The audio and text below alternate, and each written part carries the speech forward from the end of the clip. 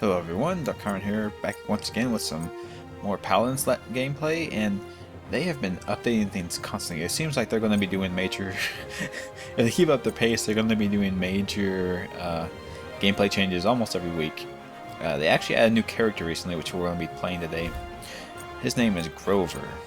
So let's take a quick look at Grover before we get into it. He's this giant tree man here. Oh yeah, they added weapon skins now. You can purchase weapon skins with the points that you get from having duplicate cards, which I wish I would have known before I spent all of my money getting all of Grover's cards. But that's neither here nor there, everyone. So Grover is actually a character from Smite. He was a tree character that one of the gods, Sylvanus, rode around on. I think Grover's just a guy they made up out of nothing, so they decided, hey, we'll use Grover here, and he's going to be a bit of a experiment for the Paladins team, I suppose.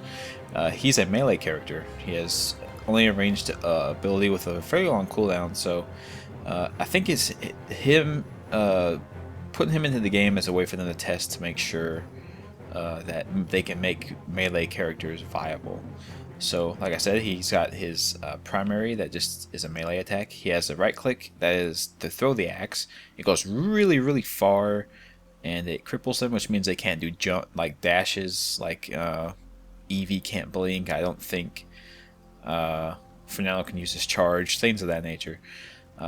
His Q is called Briars and Blossoms. He alternates an aura that either heals allies around him and himself, or damages all enemies around him. He has a vine that he throws out that goes pretty good distance. There's some things that could be done to make it better, which I'll discuss. And his ultimate is Whirlwind, where he just spins in a circle and deals massive amounts of damage to everyone around him, all the enemies around him. In any case, so I actually like him fairly well. However, we'll have to get into the card build that I have found with him that seems to work out the best. Oh yeah, I forgot to mention they added a new map too, Glacier Keep.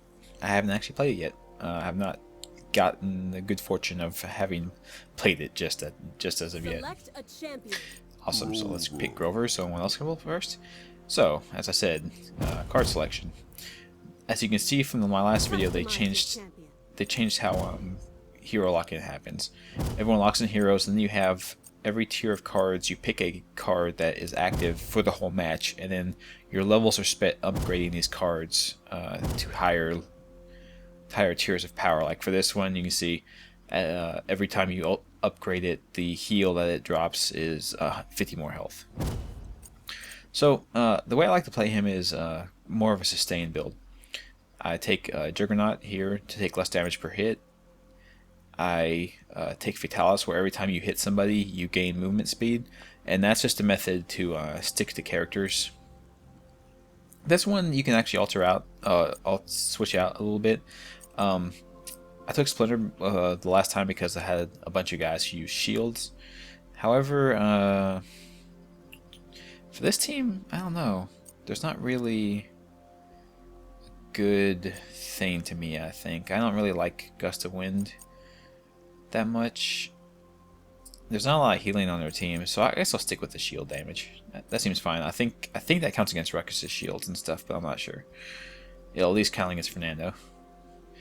So we also have a Harvest here. Every time that you auto attack a enemy, they will spawn a 50 HP heal. So that while you're busy being in someone's face smacking them, you're sustaining yourself with damage that you're dealing. And then we have, last of all, Battle Focus, which increases his attack speed. His attack speed is complete garbage, so any attack speed boost that he can get will be useful. So this build does not... we'll have a payload map. I don't think I've shown you guys this. So he doesn't deal a bunch of damage. That's not his thing, but he does have a bunch of sustain, so he sustains himself very well. And that's kind of his game.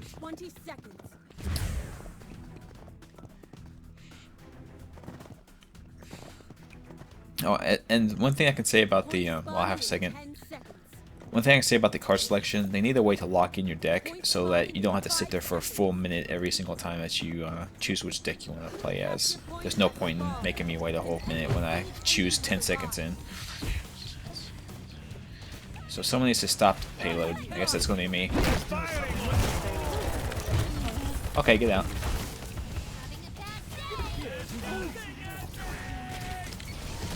Yep, okay, good. We're good. Our teammates are with us now. And you can see his heal just at work.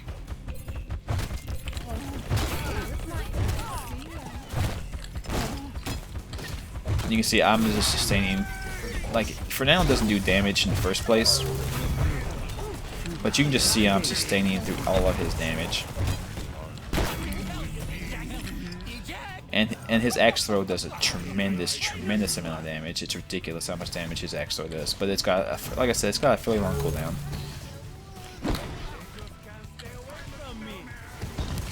So I'm just going to make sure they stay off the cart. And with him, I have the ability to do that. And you see, I just melted through Ruckus. Ruckus is a tank, and I killed him in like 2 seconds. So his damage is incredible.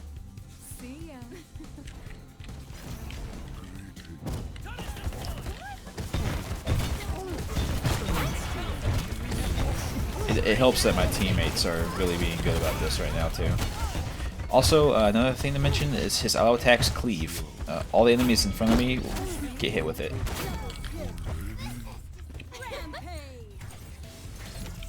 I want to brag a little bit there. I can brag a little bit. I can afford to do that. Oh, I lost him. How did I lose him? What the heck was that? That was bizarre. How did I completely lose sight of him?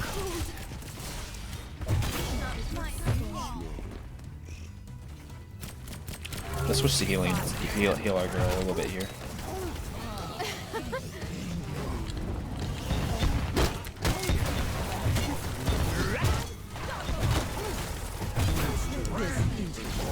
I don't know who is doing all the damage. It's not me. Somebody on my team is doing a massive amount of damage. I think it might be our Cassie player.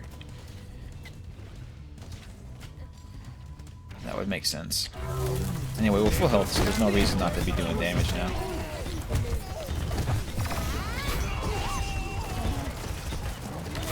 Oh, I needed the... I took way too long to get out of there. I should have got out of the way earlier than that. But, let's see.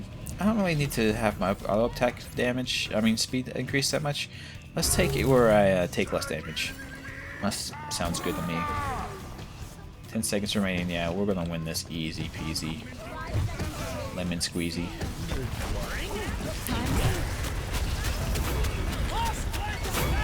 Look at that. I just killed 3 people with my ultimate.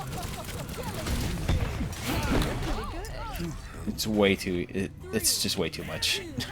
If I had any suggestions for what to do with Grover, it would be to completely nerf his ultimate damage. I know they have to be like really close range for it to work, but like if you use your F to jump on a guy, and you can use your F to stick to a guy specifically, it doesn't have to be a wall. You can stick to an enemy. If you stick to an enemy and just pop your ult, like they just die, and they have no method of getting away from you most of the time. Especially if you hit them with your axe, because your axe makes it where they can't use speed boost, they can't use teleports to get away from you.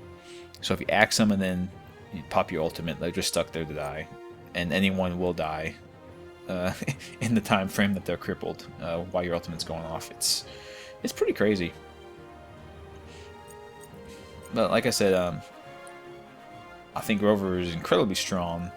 Even though he is a melee champion, he has. If you do happen to get in a situation where someone's outranging you and you can't catch up to them, for instance, like if Eevee's kiting you around with her blinks and her slows, that can be problematic.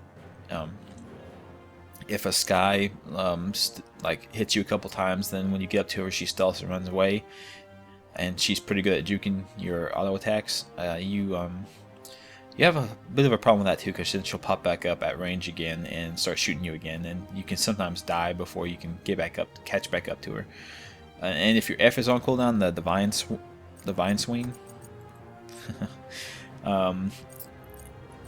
if your Vine Swing's on cooldown and someone's at range just pelting you, there is nothing you can do to stop them outside of trying to axe throw them and kill them. But your axe throw does a fair amount of damage, but it won't kill. Like, I don't think it'll even do half health damage to anyone. So, you know, he's got his pros and his cons, but I like him a lot.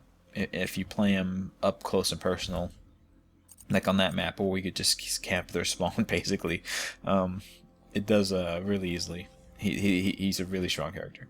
Anyway, let's open some chests, guys. I have just about everything, but I'm gonna find some new cards here. Yep. Oh, that's a pretty good one for Cassie. It's actually alright. I don't play Cassie that much, but I played her a little bit. There we go. I got a new one. Your shots freeze enemy pets for 2 seconds. Freeze enemy pets for 2 seconds? What pets? I'm very confused by that. What pets? Who has a pet? No one has a pet. I don't know if it means structures or deployables. Even then, that's really shit, because no deployables don't move, so how would that... I don't know what that's supposed to mean. Okay, anyway. Yeah, so a big part of the card changing stuff was adding a bunch of stuff to prevent damage over time effects. I guess they're going to be moving more towards that. They've actually done that a lot with Sky. A lot of Sky's burst damage was changed into damage over time effects, like her ultimate. Her ultimate was changed to be a massive poison over a time frame instead of just instant damage. And they've added Grover has his damage over time and aura effects. I know you can spec out a couple of characters that have poison on some of their attacks. So, yeah. Oh, cool.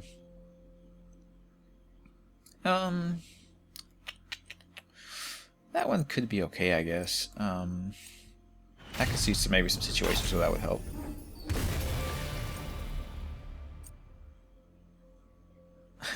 This is the ultimate I don't want to die build thing for Barrack if you go in the Rocket Boots build, which is I would not recommend. I don't care for it myself, but anyway. Now a Radiant chest. We get 5 cards for this one, guys.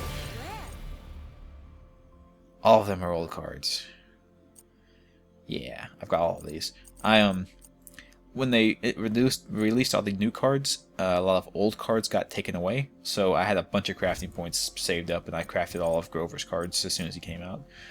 So that's where all my crafting points went. And the way they changed that stuff was basically they made it so that cards that were kind of generalized cards, some of them, like, let me take a look here. Which one would they do that to?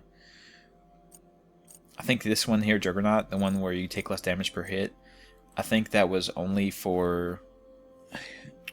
Was it only for... I think it was only for Fernando. Fernando was the only one that could have it. And they said that's something that they could generalize to be for everyone. So they made it where everyone can equip it. Exit Strategy, they used to be a Sky only, I believe. But now it's generalized to be for everybody. Just a bunch of cards got changed like that. So... and some cards just got taken out, so they've refunded all of them. And you can see I have all of Grover's cards, I have all of Barrack's cards, because I play him quite a lot. I have almost all the cards in the game. I don't play this game overly much. I'm sure people who do put more time into it, would have way more. Have all of them by now. So, yeah. Crafting a weapon skin costs 1,000 points. I only have 52. I think every duplicate legendary gets you, what is it? Every duplicate legendary I think costs gives you 100. So you would have to get 10 duplicate legendaries to craft a weapon. I'm sure they'll have purchasable. Crafting points at some point. They don't have that yet, but I'm sure they will at some point, or they'll let you use gems to craft weapon skins at some point. But we'll see about that. That's really all I have to say now. Hope you all enjoyed the about 10 minutes of gameplay I got out of that, and I'll see you all next time. Goodbye.